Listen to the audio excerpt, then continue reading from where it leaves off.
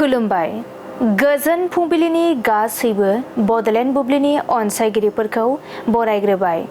दिनै 9 मे शुक्रबारनि फानजामुथिखौ फरायथिनो लादों आं उदांस्रि मुसाहारिया। फानजामुथिनि गिबियाव दं मेष राशि साननाय बादि खामानिफोरखौ मावफुंनो हागोन, नखराव बयजोंबो गोरोबलायनानै थानो हागोन। वृष राशि गावनि अहंखारावनो नोंथाङा गोरोन्थि हाबा मावफ्लांनो हागौ, साजा मोननांजानो गोसोआव गिनाय मोनगोन।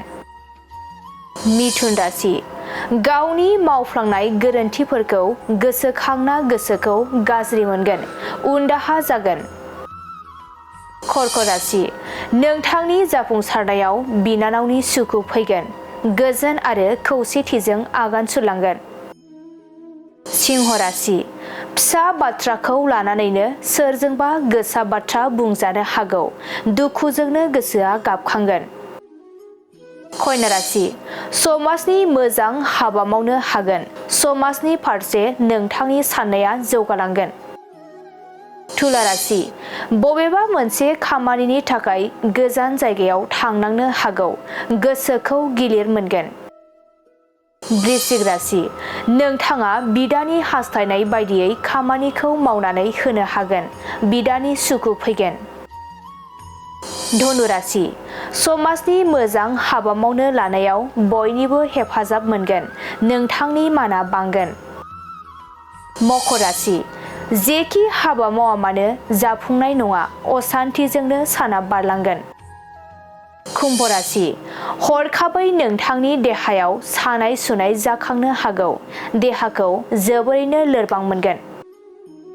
मीन राशि मानिबा खामानिखौ लानानै थांलाय फैलाय खालामनांगोन, देहाखौ जोबोरैनो मेंखांनाय मोनगोन।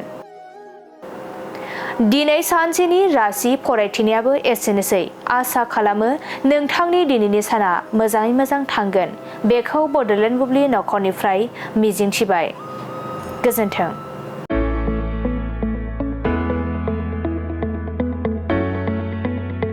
मोनसे गोजोनथाव खौरां, बर' सावथुन नायनो मोजां मोनग्रा रायजो राजाफोरनि थाखाय मोनसे गोजोनथाव खौरां। खम बेसेननि गेजेरजोंनो नोंथाङा नायनो हागोन बर'नि गासै गोजाम गोदान सावथुनफोरखौ। बर' सावथुन नायनो थाखाय ओंखारदों मोनसे आंगो स्ट्रिम एप। बे आंगो स्ट्रिम एपखौ नोंथाङा नोंथांनि मबाइलाव डाउनलड खालामनानै खम बेसेनावनो बर'नि गोजाम गोदान गासै सावथुनफोरखौनो नायनो हागोन। लोगोसे फैबाय थानाय समावबो बड' वेब सिरिज, डकुमेन्ट्रिज बायदिफोरखौबो नोंथाङा बे आंगो स्ट्रिम एपनि गेजेरजोंनो नुनो मोनगोन। बेनि अनगायैबो बर' सावथुननि दिहुनगिरिफोराबो बे आंगो स्ट्रिम एपआव गाव गावनि सावथुनखौ आपल'ड होनो थाखाय खौरां लाहरनो हागोन। आरो जाय बिथांमोननि सावथुनफोरा इउटुबाव पाब्लिश जायाखै, बिथांमोनाबो बे एपआव आपल'ड होनो थाखाय खौरां लाहरनो हागोन। बेनिखायनो बर' सावथुननि दिहुनगिरि बिथांमोनहा गाव गावनि सावथुनखौ बे आंगो स्ट्रिम एपआव आपल'ड होनो गोसो दंब्ला नैबे 7086320938 जानबुं नम्बराव खौरां लाहरनो हागोन।